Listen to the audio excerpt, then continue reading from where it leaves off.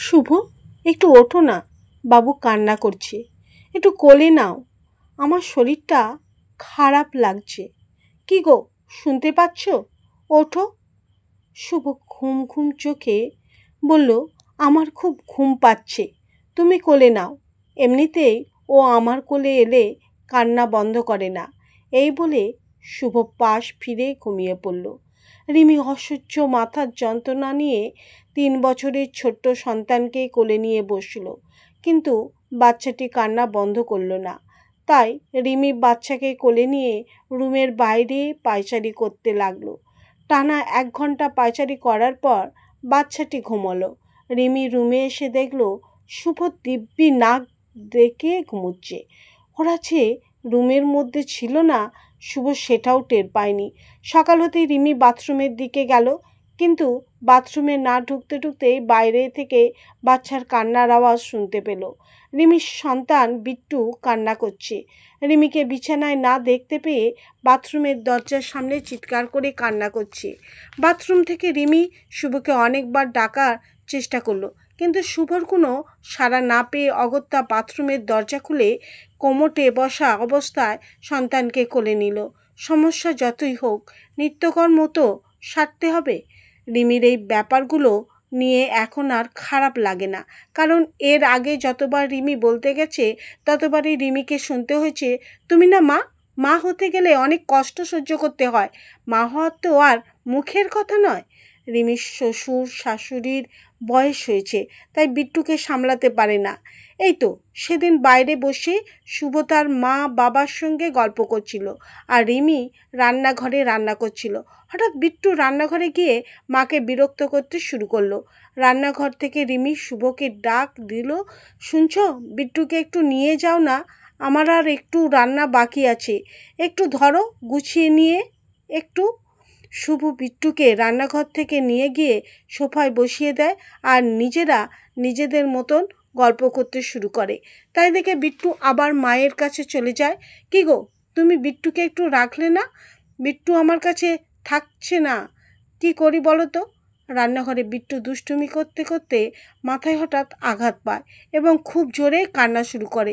তখন বসার ঘর থেকেই সবাই দৌড়ে আসে রান্নাঘরে। রিমির শাশুড়ি বিট্টুকে কোলে নিয়ে বলে, কি করছিলে বলো তো?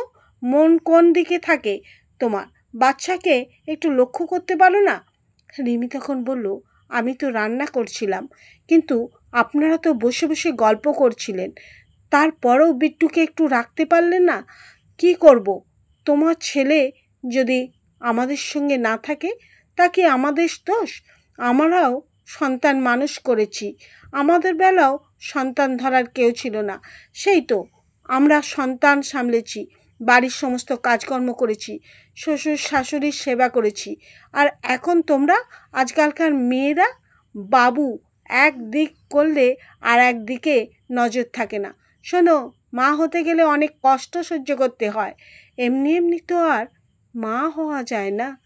রিমি এই কথাটা শোনার পর আর কিছু না বলে বিট্টুকে কোলে নিয়ে ব্যথার জায়গায় মলম লাগাতে লাগলো। গত পরশু রিমির বাড়িতে অনেক আত্মীয় স্বজন এসেছে। একা হাতে রিমি সমস্ত রান্নাবান্না, খেতে দেয়া, বাসন পরিষ্কার করা সব কিছুই করেছে, তাই শরীরটা খুব ক্লান্ত লাগছে। রিমি বিশ্রাম নেওয়ার জন্য সবে একটু যেই বসেছে, রিমির শাশুড়ি বিট্টুকে রিমির কাছে দিয়ে গিয়ে বলল, এই নাও তোমার ছেলেকে, এতক্ষণ রাখতে আমার দম বার করে দিল, এবার নাও তুমি তোমার ছেলেকে। রিমি ভেবে দেখলো, এটা তার সাথে সব সময়ই হয়। কাজ করার সময় বিট্টুকে যদিও বা ভুলিয়ে ভালিয়ে রাখে, কিন্তু রিমির বিশ্রাম নেওয়ার সময় বা খাওয়ার সময় ঠিক বিট্টুকে দিয়ে যায়। রিমি কিছু বলতে গেলেই একটা কথা শুনতে হয়, তুমি না মা। আসলে আমরা কিছু কিছু মানুষ ভুলে যাই, মায়েদেরও শরীর খারাপ হয়, মায়েদেরও বিশ্রামের প্রয়োজন, মারাও ক্লান্ত হয়ে যায়, কিন্তু না, মায়েদের সব কিছু সহ্য করতে হবে, কারণ একটাই, তুমি মা। আর একটা খুব পুরনো কথা আছে, মা হওয়া মুখের কথা নয়, মানলাম মা হওয়া মুখের কথা নয়, কিন্তু সেই মাকে যদি সবাই একটু একটু করে সাহায্য করে তাহলে হয়তো সেই মায়ের কষ্টটা একটু হলেও কমে।